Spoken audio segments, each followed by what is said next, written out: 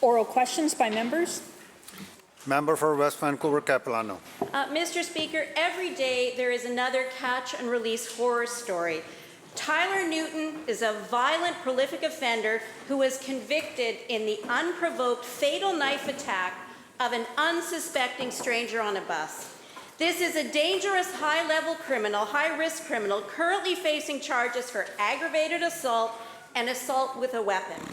Newton has in the past blatantly and repeatedly disregarded release conditions, but shockingly, he was once again being released and is out in the community. On the weekend, the government made it clear that the Crown prosecutor agreed with his latest release, and there was no attempt by this government to keep him in custody. A complete indictment of the incoming soft-on-crime Premier's broken system. Mr. Speaker, to the Attorney General, why was Tyler Newton's right to reoffend more important to this NDP government than the right of the community to be safe?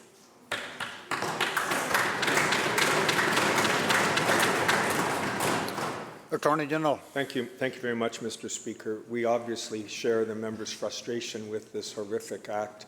We share the understanding that this cannot continue, and we are taking concrete steps to address it, not just within the prosecution service, which, as the member knows, is an independent branch of government making daily decisions, 500 talented people who choose what to do in certain circumstances are governed by the criminal law of Canada and the Charter of Rights. But, Mr. Speaker, there are unintended consequences of the Bail Reform Act of 2019. We're working with our federal partners to address that, and we're working with local governments as well to take the steps necessary to deal not just with the crime, but the causes of crime as well. Member for West Vancouver Capilano, supplemental. Mr. Speaker, that answer is simply not good enough. Newton has a long and appalling criminal record with 51 convictions.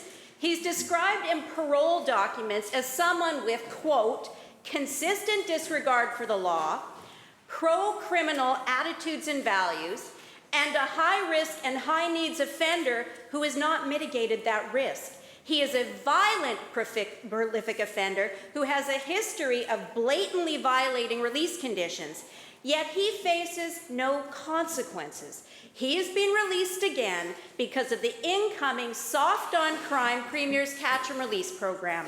This is exactly why we have called for the NDP to issue a directive to Crown prosecutors that puts the rights of the community safety ahead of the criminal's right to reoffend.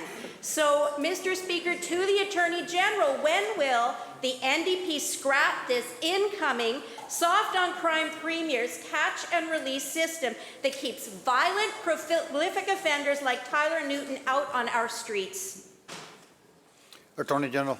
Well, I thank the honourable member for the question. We are, of course, examining all concrete measures, all programs that might make a difference, Mr. Speaker.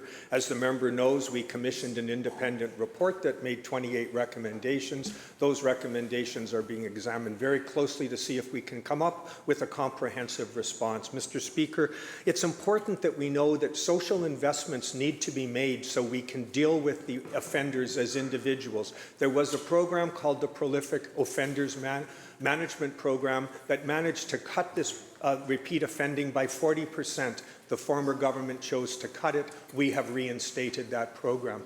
Mr. Speaker, in addition, there are a number of important programs that will make a difference on the street. Peer-assisted care teams with mental health experts to try to deal with those people who are suffering mental health or the consequences of addiction.